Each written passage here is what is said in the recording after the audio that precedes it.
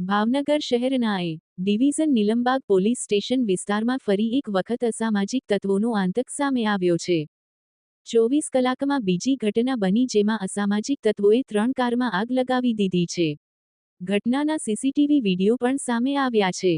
શહેરના વિદ્યાનગર વિસ્તારમાં ગત મોડી રાત્રિની આ ઘટના છે જેમાં ફરિયાદીના ઘર પાસે ન બેસવા માટે ટપારતા ઝઘડો કર્યો અને બાદમાં 3 કારને આગ ઝપી કરી દીધી હતી। બનાવના પગલે નીલમબાગ પોલીસ દ્વારા વધુ કાર્યવાહી હાથ ધરવામાં આવી છે। 24 કલાકમાં સામાજિક તત્વોના આતંકની આ બીજી ઘટના છે। પહેલા વડવા વિસ્તારમાં અસામાજિક તત્વોએ વાહનોની અંદર તોડફોડ કરી અને ત્યારબાદ મોડી રાત્રિના સમયે બીજી ઘટના સામે આવી જેમાં 3 કારની અંદર આગ લગાવી દીધી હતી। નીલમબાગ પોલીસ દ્વારા 3 શખ્સો સામે સમગ્ર ઘટનાને લઈ ગુનો દાખલ કરવામાં આવ્યો છે જેમાં લવલી વાઘેલા, અભિષેક સોલંકી અને કંજુ બોરિયા નામના ઈસમો છે જેમને કારની અંદર આગ લગાવી હતી। અજય ભરવાડ, ન્યૂઝ 14 ભાવનગર।